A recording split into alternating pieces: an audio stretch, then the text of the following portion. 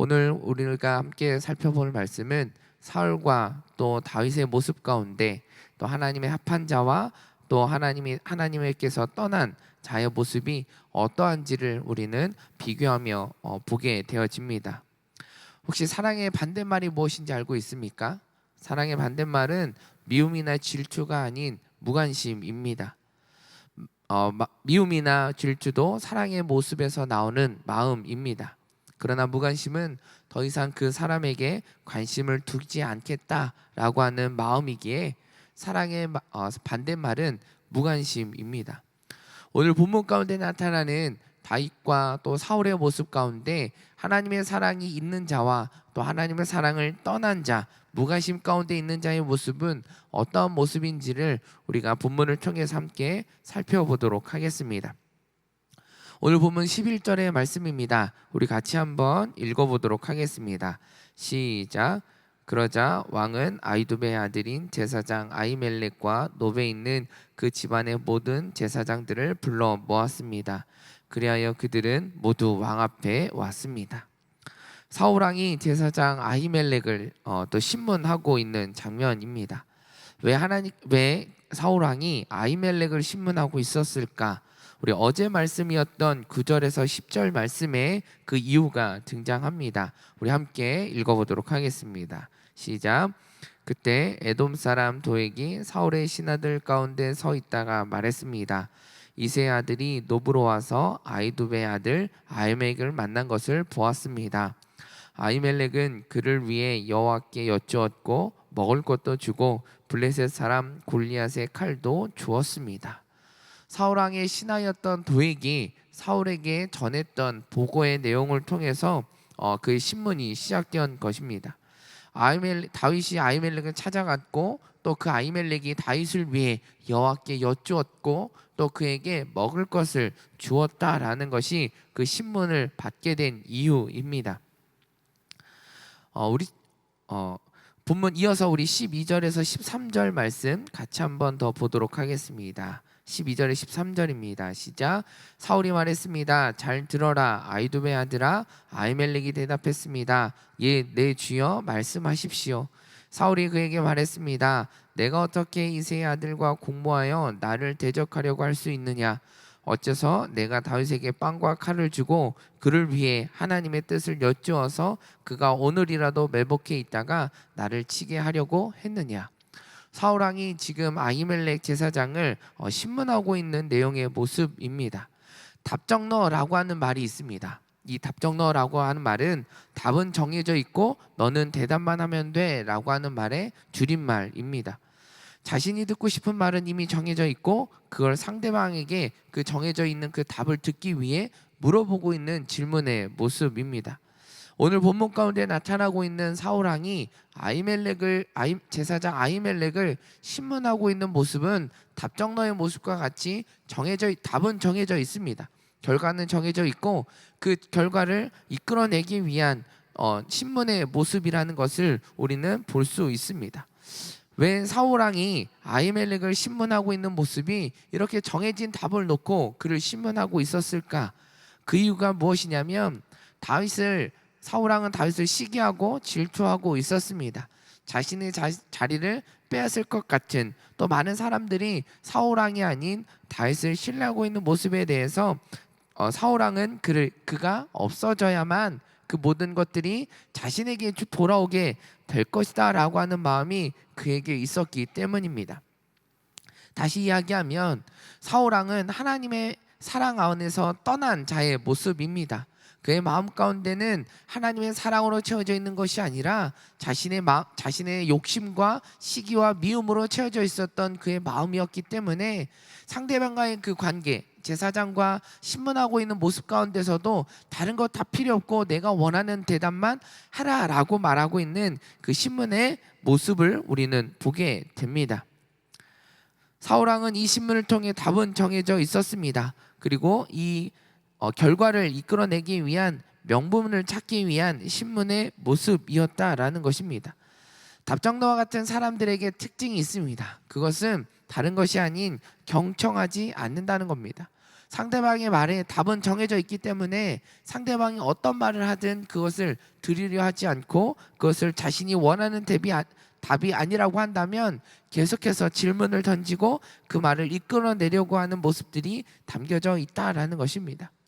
하나님의 사랑이 떠난 자의 모습 가운데도 동일한 특징이 있습니다. 그것이 무엇이냐면 하나님의 사랑 가운데 있는 자의 모습은 하나님의 사랑을 받은 자이기에 또 그 사랑을 전하는 자이기에 상대방의 이야기를 경청하고 들으려는 모습들이 있다라는 것입니다. 그러나 오늘 본문 가운데 나타난 사울왕의 모습은 상대방의 이야기를 들으려 하지 않습니다. 자신의 말만 옳고 그 말에 동의하지 않으면 모든 것이 다 옳지 않다라고 판단하고 있는 모습이 바로 그 특징의 모습입니다.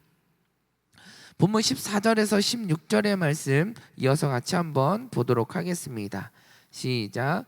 아히멜렉이 왕에게 대답했습니다. 왕의 신하들 가운데 다윗만큼 충성된 사람이 어디 있습니까? 그는 왕의 사위며 왕의 친위대장이며 왕의 집안에서 많은 존경을 받고 있는 사람이 아닙니까? 내가 그를 위해 하나님께 여쭈었던 것이 이번이 처음이었습니까? 결코 그렇지 않습니다. 왕께서는 이 종이나 이 종의 집안을 문책하지 말아 주십시오. 왕의 종은 이 모든 일에 대해 아무것도 아는 것이 없습니다. 그러자 왕이 말했습니다. 아히멜렉아, 너는 분명 죽을 것이다. 너와 내 아버지의 온 집안도 죽게 될 것이다. 이처럼 사울 왕에게는 답은 정해져 있습니다. 아히멜렉이 죽게 되어지는 것, 아무리 옳은 이야기를 하고 그가 무슨 이야기를 하든지 답은 정해져 있고 그것을 위한 명분만을 찾기 위한 신문의 모습입니다. 16절에 기록하고 있는 것처럼 아히멜렉아, 너는 분명 죽을 것이다. 너와 내 아버지의 온 집안도 죽게 될 것이다 라고 답은 정해져 있습니다. 우리는 사람들과의 관계 가운데 우리는 어떻게 나아가고 있는지를 한번 돌아보게 됩니다. 우리는 사울왕의 모습처럼 답은 정해놓고 그 사람에게 질문을 하고 그 사람이 내가 정해놓은 그 답을 하지 않으면 그것을 들으려 하지 않고 경청하지 않고 외골수적인 모습으로 나아가는 관계의 모습은 아니었는지 우리는 생각해 볼 필요가 있습니다. 하나님의 마음에 합한 자, 하나님의 사랑에 충만하게 거하는 자의 모습은 상대방의 이야기를 경청하고 듣는 자의 모습입니다. 하나님께서 우리의 기도를 들으시고 응답하시는 것처럼 상대방의 이야기를 듣고 그 이야기를 경청하고 또 그 이야기를 받아들일 줄 아는 자의 자세의 모습이 우리 가운데 있어야 된다라는 것을 말해주고 있습니다. 사울왕에게는 많은 신하들이 있었습니다. 많은 사람들의 이야기를 듣는 자리이기도 합니다. 그러나 사울왕이 함께 있었던 신하들이 그들이 하나둘 떠나게 되었던 계기가 무엇입니까? 답은 정해져 있고 그것을 자신에게 이야기하는 사람들의 이야기는 듣지만 그렇지 않은 자의 모습 이야기들은 멀리 또 그들을 멀리하고 들으려 하지 않기 때문입니다. 오늘 본문에 나타났던 아히멜렉 제사장이 이야기했던 것은 팩트였습니다. 다윗만큼 충성된 신하는 없었습니다. 모든 블레셋과의 전쟁 가운데 가장 앞서서 전쟁에 나갔던 사람이 바로 다윗이었습니다. 그리고 그 전쟁의 승리로 이끌어왔던 것도 다윗이었습니다. 오늘 본문에서도 이야기하는 것처럼 다윗은 사울왕의 사위였고 친위 대장이며 많은 왕의 집안에서 존경을 받고 있는 사람, 또 그것을 사울왕을 존중하고 따르고 있는 다윗왕의 모습이었습니다. 그럼에도 그 사실을 인지하지 않고 그것을 받아들이려 하지 않고 그것이 옳다라고 이야기하지 않고 있는 모습입니다. 왜 사울왕은 그 신하들의 말을 이야기하지 않았을까? 그것은 자신의 욕망으로 또 욕심으로 채워져 있는 마음이었기 때문입니다. 하나님의 사랑으로 채워져 있는 것이 아니라 세상에서 주는 그 행복이, 그 만족이, 성공이 채워지려는 것들이 자신의 마음 가운데 그것으로 채워져 있었고 그것으로만 온전히 나아가려고 했었던 사울왕의 모습이었기에 주변의 다른 시선의 이야기들은 들리지 않았다라는 것입니다. 그런데 오늘 본문에 보면 사울왕이 경청했던 사람의 한 사람이 등장합니다. 바로 오늘 본문에 등장하는 신하 도액입니다. 왜 도액의 말에는 귀를 기울였을까? 그것은 사울왕이 원했던 답을 했던 사람이 바로 도액이었기 때문입니다. 눈에 가시 같았던 다윗, 그리고 다윗과 함께하는 이들이 보기 싫었던 사울 왕에게 보고했던 것이 무엇입니까? 왕이시여, 제사장 아히멜렉이 다윗에게 하나님을 여쭙고 떡을 주었던 것이 있습니다라고 했던 그 보고가 어떻게 하면 그들을 없앨 수 있을까, 그들을 쫓아낼 수 있을까라고 하는 명분을 찾고 있던 사울 왕에게는 가장 듣기 좋은 이야기였기 때문입니다. 사울 왕에게 도액은 가려운 등을 긁어주는 것처럼 이야기했던 사람이 도액이었기 때문입니다. 도액은 아히멜렉과는 정반대의 모습을 이야기하고 있습니다. 왕의 밑에 있는 신하의 모습은 왕이 잘 다스릴 수 있도록 옳은 판단과 분별할 수 있도록 지혜를 전하고 나누는 사람의 모습이어야 합니다. 그러나 도액의 모습은 자신의 이익을 위해, 또 자신의 출세를 위해 자신의 이익만을 쫓았던 사람의 모습으로 오늘 본문은 비춰지고 있습니다. 본문 17절에서 19절 말씀입니다. 제가 한번 읽어보도록 하겠습니다. 그러고서 왕은 곁에 있던 호위병들에게 명령했습니다. 돌아서서 저 여호와의 제사장들을 죽이라. 저들도 여기 다윗의 편을 들고 있다. 저들은 다윗이 도망친 것을 알고도 내게 고하지 않았다. 그러나 왕의 신하들은 자신들의 손으로 여호와의 제사장들을 치기를 꺼려했습니다. 그러자 왕이 도액에게 명령했습니다. 내가 나서서 저 제사장들을 쳐라. 그리하여 에돔 사람 도액이 나서서 그들을 내리쳤습니다. 그날 그는 곤 3배 에봇을 입은 제사장을 85명이나 죽였습니다. 그는 또한 제사장들의 성노베 들어가 남자와 여자, 아이와 갓난아기, 소와 나기와 양들을 칼로 쳐 죽였습니다. 사울 왕은 신문을 하고 결과가 정해 있었던 것처럼 제사장들을 죽이라고 이야기합니다. 그러나 주변에 있었던 호위병들은 그 사울 왕의 이야기를 명령을 또 지키려 하지 않았습니다. 17절에 보면 왕의 신하들은 자신들의 손으로 여호와의 제사장들 치기를 꺼려했습니다라고 기록하고 있습니다. 단순히 사울 왕의 신문이 독단적이고 또 조작에 의한 명령이라는 것뿐만 아니라 제사장이 어떤 사람인지를 호위병들은 알고 있었기 때문입니다. 제사장은 하나님께서 기름 부어 세우신 종들이라는 사실을 병사들은 알고 있었던 것입니다. 도액은 몰랐을까요? 그렇지 않았습니다. 도액도 제사장이 어떻게 세워진 사람들인지에 대해서 분명하게 알고 있었다라는 것입니다. 그럼에도 불구하고 자신이 이 일들을 통하여 자신이 출세할 수 있고 높은 자리에 갈 수 있고 이익을 취할 수 있다라는 사실을 알았기에 도액은 그럼에도 불구하고 사울 왕의 명령을 따라 그를 죽이며 제사장들을 죽이며 나아갔던 모습들을 보게 됩니다. 하나님의 사랑이 떠난 자의 모습 가운데 나타나는 두 번째 특징의 모습은 옳고 그름을 분별하지 못한다라는 것입니다. 진실을 바라볼 수 있는 눈이 가려져 있는 것을 오늘 말씀을 통해 보게 됩니다. 사울 왕은 그런 게 눈에 들어오지 않았습니다. 제사장들이 어떻게 세워졌는지에 대한 관심도 그에게는 없었습니다.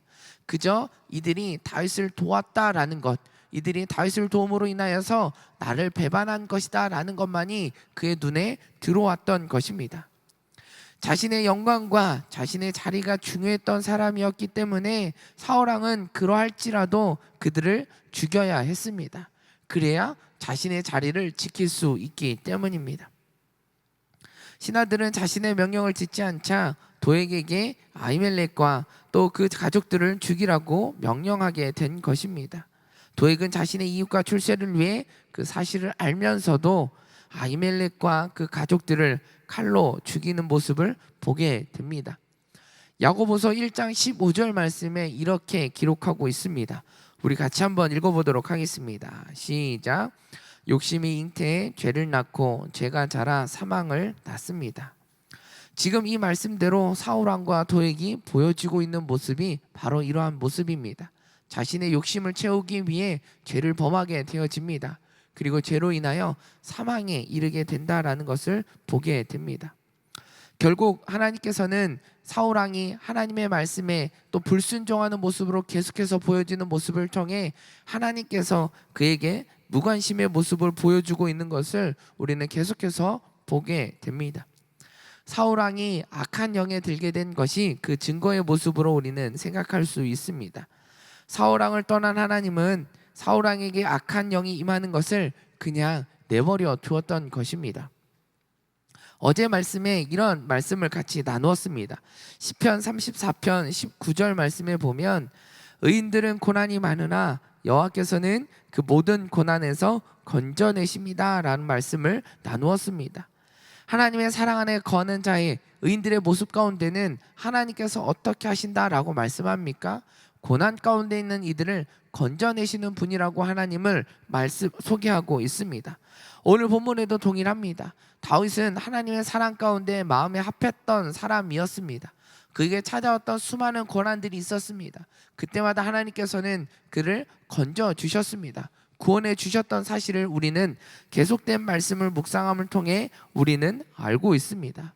그러나 사울왕의 모습 가운데는 하나님께서는 그에게는 그냥 내버려 두셨다라는 것을 보게 됩니다. 악한 영이 들렸을 때 그 악한 영을 쫓아내고 하나님의 영으로 가득하게 하실 수도 있었습니다. 그러나 사울왕은 하나님의 사랑이 떠난 자였습니다. 하나님의 말씀에 불순종한 자였습니다. 하나님의 사랑을 전하고 하나님의 말씀대로 진리 가운데 서야 되는 사울왕의 모습이었음에도 불구하고 시기와 미움으로 자신의 욕심과 욕망으로 채워져 있었던 사람이었기에 하나님께서는 그 사랑을 그에게서 거두어 가셨다라는 것입니다. 오늘 우리는 어떤 모습으로 살아가야 되는지에 대해서 우리는 생각해 볼 필요가 있습니다. 나는 어떤 삶의 자리 가운데 있는지, 내가 정말 사람들과의 관계 가운데 하나님의 사랑으로 충만한 사람으로서 그 사람들에게 하나님의 사랑을 증거하는 통로의 모습으로 살아가고 있는지, 주변 이웃들의 또 주변 사람들의 이야기를 경청하고 있는지, 하나님의 말씀 가운데 진리 가운데 옳고 부름을 분별하며 나아가고 있는 삶의 자리 가운데 나는 나아가고 있는지, 혹 나는 욕심으로 나의 욕망을 채우려고 하는 그 삶의 자리 속에 걸어가고 있지는 않는지에 대해서 우리는 생각해 볼 필요가 있습니다. 오늘 본문 20절에서 23절 말씀에 다윗이 등장합니다. 다윗은 어떤 모습으로 살아가고 있는지, 어떤 삶의 자리에 있는지에 대해서 우리 같이 한번 읽어보도록 하겠습니다. 20절에서 23절의 말씀입니다. 우리 같이 한번 읽어보겠습니다. 시작. 그러나 아히멜렉의 아들이요 아히두베의 손자인 아비아달은 몸을 피해 도망쳐 나와 다윗에게로 갔습니다. 그는 다윗에게 사울이 여호와의 제사장들을 모두 죽였다고 말해 주었습니다. 그러자 다윗이 아비아달에게 말했습니다. 그날 에돔 사람 도액이 거기 있을 때 그가 사울에게 분명 말할 줄 알았다. 내 아버지의 온 집안의 죽음은 다 내 탓이다. 나와 함께 있자. 두려워하지 마라. 내 목숨을 노리는 사람이 내 목숨도 노리고 있으니 나와 함께 있으면 무사할 것이다. 사울왕과 대비되는 다윗의 모습이 마지막에 등장하고 있습니다. 하나님의 사랑 가운데 또 하나님의 마음에 합한 자의 모습은 어떠한지를 보여주고 있습니다. 다윗은 자신으로 인해 아히멜렉과 또 가족들이 또 제사장들이 죽게 되었다는 사실을 알게 됩니다. 다윗은 이러한 사실을 회피할 수도 있었고 도망칠 수도 있었고 그 이야기를 듣지 않을 수도 있었습니다. 그러나 다윗은 어떻게 이야기합니까? 자신의 잘못을 인정하고 있습니다. 또 진심으로 용서를 구하고 있는 다윗의 모습을 우리는 보게 됩니다. 하나님의 사랑 가운데 거하는 자의 모습은 어떠한지에 대해서 우리는 보여지게 됩니다. 내가 잘못한 그 일들에 대해서 인정할 줄 아는 자의 모습입니다. 인정하는 것뿐만 아니라 그 진정한 용서를 구하며 나아갈 수 있는 모습이 다윗의 모습을 통해서 보여지고 있다라는 것입니다. 우리의 가정이 하나님의 사랑으로 채워지는 가정이 되기를 원하십니까? 또 우리 공동체가 교회가 하나님의 사랑 가운데 충만하여지는 귀한 공동체와 교회로 세워지기를 원하십니까? 그렇다고 한다면 하나님의 사랑이 우리의 가정 가운데 교회와 공동체 가운데 충만하여질 수 있도록 기도하는 우리의 모습이 있어야 합니다. 또한 내가 잘못한 것이 있다면 그것을 인정하고 또 그것의 용서를 구하고 책임을 질 수 있는 모습으로 나아갈 때 우리의 마음 가운데 하나님의 사랑이 더해지게 될 것입니다. 진심으로 진정으로 나아가는 그런 자의 모습을 하나님께서는 기뻐하시고, 진정한 회개의 모습으로 나아갈 때 용서하시고 끊임없이 우리의 관계 가운데 화목으로 응답하여 주시는 하나님의 사랑이 우리 가운데 있다라는 것입니다. 오늘 본문에는 다윗과 사울 왕의 모습이 비교되어지고 있습니다. 다윗은 하나님의 마음에 합한 자였습니다. 그의 모습에는 아히멜렉의 아들의 아비아달의 이야기를 경청했습니다. 그 이야기를 들었습니다. 그리고 자신의 잘못을 인정하고 용서를 구했던 다윗의 모습입니다. 오늘 우리가 살아가는 모습은 어떤 모습이어야 하는지, 사람들과의 관계 가운데 그리스도인의 모습은 어떤 모습이어야 하는지, 공동체 안에서 나는 어떤 모습이어야 하는지, 하나님과 나와의 관계 가운데 나는 어떤 모습으로 나아가야 되는지에 대해서 우리에게 말해주고 있습니다. 하나님 앞에 우리가 진실된 모습으로 나아가야 됨을 우리에게 말해줍니다. 우리의 죄악된 모습을 인정하고 죄인임을 인정하고 하나님 앞에 온전히 회개하며 나아갈 때 하나님께서 우리의 회개를 기뻐 받아주신다는 사실입니다. 우리의 사람들과의 관계 가운데, 공동체 안에서, 가정 안에서 나의 모습이 진실된 모습으로 우리의 잘못을 인정하고 용서하고 또 상대방의 이야기를 경청하며 나아갈 때 그 가정이, 또 공동체와 교회가 화목해지고 사랑으로 세워지는 가정의 모습이 되어질 수 있음을 우리에게 보여주고 있습니다. 그러나 우리가 살아가는 모습 속에는 끊임없는 어둠의 세력들의 공격을 받고 있습니다. 우리의 마음 가운데 하나님의 사랑이 아닌 다른 것으로 채워놓으려고 하는, 다른 생각들로 다른 마음을 품게 하려고 하는 어둠의 세력들이 모습이 있다라는 것입니다. 우리가 이것을 이겨낼 수 있는 방법은 다윗이 했던 것처럼 오직 유일하신 여호와 하나님 한 분만을 바라보는 것이, 또 하나님의 사랑으로 충만해질 수 있도록 끊임없이 기도하며 나아가는 것이 우리가 그 못들을, 어둠의 세력들을 이기며 나아갈 수 있는 유일한 방법입니다. 나의 힘으로, 나의 능력으로, 내가 가진 것으론 그것들을 물리칠 수 없다라는 사실을 인정하고, 오직 예수 그리스도 하나님 한 분만이 우리의 마음 가운데, 오늘 하루 나의 삶 가운데 주인이 되어 달라고, 그 사랑으로 충만케 하여 달라고 기도하며 나아가는 저와 여러분의 모습이 되어지기를 간절히 축원합니다.